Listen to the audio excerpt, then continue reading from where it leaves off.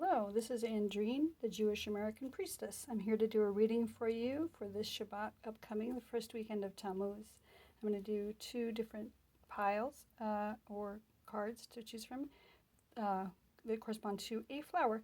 And we have the California poppy that just came out of my garden, and this beautiful tea rose also that I just came out of my garden today. So those two flowers. And I'm going to pick two cards from the Soul 2 deck. That was a gift to me by my younger offspring. There's one, and there's two. Similar and very different. So choose which one you feel has a message for you. I'm going to do a past, present, and future Hebrune reading. I'm going to start with the card on the left. Move this off to the side, and here we have this rosebud and this card with a picture of a happy people.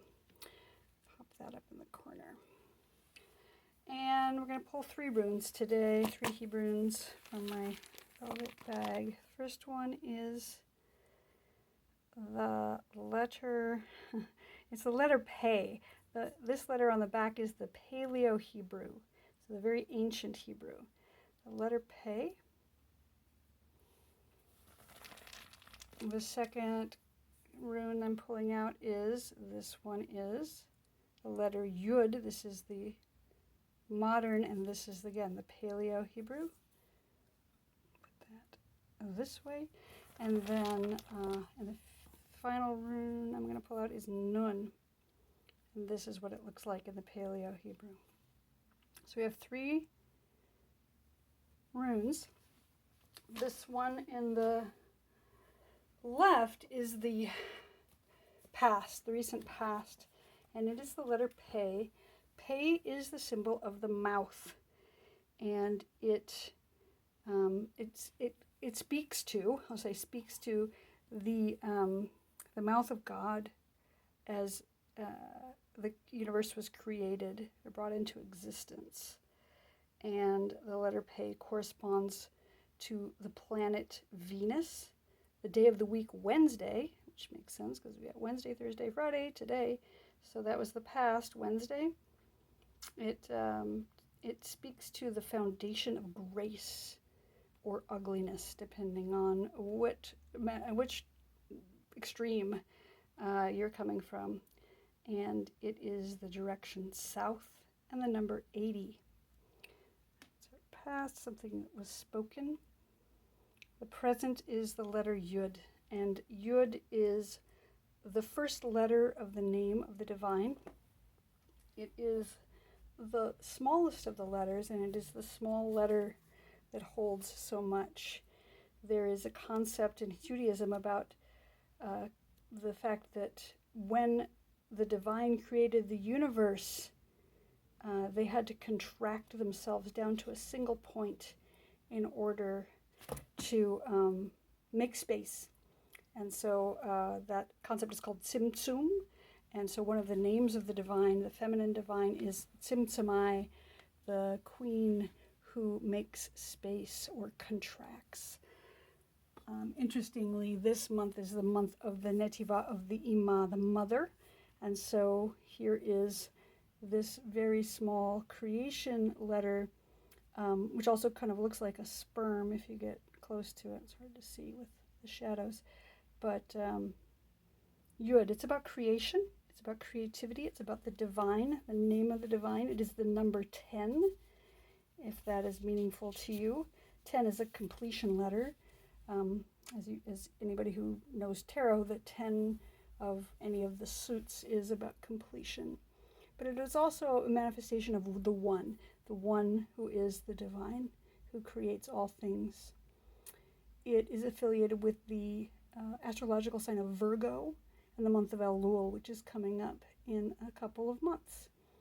Sometimes it has to do with sexuality, but it also, Yud or Yad means hand. So it has to do with action, making things work, artisanship, handiwork. It is It speaks to also the 10 inscriptions of the void in the book of the Sefer Yetzirah, the book of creation. So Yud is what's happening today, that idea of divinity and creation and contraction and expansion, all happening today in the now. And in the future we have the letter Nun. Nun is a humble letter. It is one that is bent over in humility, and in the back we have the serpent, which was given humiliation when it was when the garden debacle happened with the snake and the first people, the first created people. So Nun is about humility and bowing low and not being subservient, but being in right place, not taking up more space than is necessary for oneself. So for the people who chose the rose and this beautiful happy card deck, we recently had something that was spoken into being. The Yud, which is now about creation, about the divine being present with us, and remembering that in the future it's important to be humble. And that's your reading for Shabbat today, the second day of Tammuz, the first day of July. Hope to see you again soon. Oh, I wanted to do one more card. Wait, before we go, I'm going to pull out a card of manifestation from this deck, this Sovereign Oracle deck. Let's see what comes up for you today. One more card. I think this one for you. Sensuality. It says, try a tactile approach. Cultivate the tingle. Follow suppleness and attraction. Honor the Kundalini energy underlying the work, and release any shame and feeling the thrill. I think that's hilarious, because Kundalini often is represented as a snake. And here we have the Nun with the serpent on the back of it, and that owning that joy in feeling the wonder of sensuality, even in our humility. So we've got sensuality and happiness coming for you this weekend. Shabbat Shalom. All right, for those of you who chose the California Poppy and this exciting card, this is your reading for Shabbat. Now, I'm new to this, so I'm running out of space on my memory card, and I'm hoping that I'll be able to finish your reading before I run out of space. All right, so we've got this person in the sky with a big mouth and some mountains beneath. I'm going to pull out 3 Hebrunes today for you. I think I'm crooked here on the stand. Sorry about this. I am learning as I go. 3 runes for you today. Past, we've got the Shin, and this is the Paleo Hebrew for Shin. We've got the Samech, and this is the Paleo Hebrew for the Samech. 2 S's. And then we have the Aleph, and this is the Paleo Hebrew for the Aleph. All right, so with the letter Shin,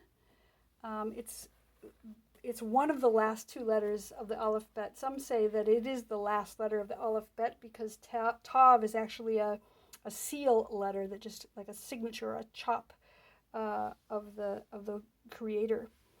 But Shin is one of the last 2 letters. It is one of the mother letters. It represents summer, which is what we've upon us right now, and the earth in space, and the head in the body, and fire. It's fire because you can see the 3 flames licking up there from the bottom, and it makes the sound Aish, fire. It is the direction from above, and the number 400. And that's in the recent past. We've had some fire, we've had some earth energy, and the summer coming on us just as Tammuz begins. In the center, the present right now, we've got the letter Samech, Samech is, in Paleo Hebrew, it means the thorn. Something that is thorny, like a thorn bush. Maybe something that's both protective but could be painful, like the thorn of a rose. Samech is a circle, and so it's about things coming around and going around, coming around in cycles, maybe spirals. It is the month of Kislev and the astrological sign of Sagittarius, so usually a winter month. It represents agitation in the foundation idea, and it is the number 60. And that's what I have for Samech right now. Samech is a thorn. It is agitation, which follows. And maybe that's what's going on right now, is a little bit of agitation and difficulty. And then in the future, we have Aleph. And Aleph is represented by a cow in the old Paleo. It is an ox, so something of value and something very powerful. Aleph is the first letter of the alphabet, and it is one of the mother letters. It represents the sky and the springtime and the chest in the body. It is air. It is breath. It is what balances between the water and the fire. So it's also one of the names, one of the letters that begins most of the names of God. So it is a very holy letter. It has this representation of a diagonal that looks like the Vav and two Yuds. So it's a balance between heaven and earth. It is the beginning of all things. It is the number 1. It represents the divine in that there is one God, there is one, creation is one. The infinite is relating to the finite. All is made from God, and maybe all is made of God. It has the sound ah, is breath in the body. So when one breathes in, ah, let that out. Because here we go into Shabbat. And then we can sigh right into Shabbat. It balances, as I said, fire and water. It creates space to live between the fire, which is the sun and the stars, and the water below us. It is this spring season that we've just had going past, but it gives us that kind of refreshing, not too hot, not too cold time. It is this balance between the thing that is too hot and the thing that is too cold and the thing that is too wet. So that's coming for us, the breath of Shabbat, that place where we can rest. And that is our reading for today. Shabbat Shalom. Oh, I'm going to pull one more card. I almost forgot again. I'm going to pull one more card for you from the Sovereign Oracle. And I'm not going to do the spreads. I should probably pull those out. But here's one for you for today, for your Shabbat as we come into it. Catharsis. Try to feel your feelings before you try to move forward. The solution may be emotional rather than logical. A messy situation may be an important healing in disguise. Catharsis. So we may have something coming, maybe some fire that just came past, things that are going in a cycle around, but leading us to this moment of oneness with divinity. We may have had a little bit of something going on here that's either a scream or a yawn. Hard to tell. It looks like a little bit of actually a flower in the mouth there. But embrace the catharsis of whatever is happening in your life right now. Feel your feelings and go with that. Thank you for watching. Shabbat Shalom. See you again soon.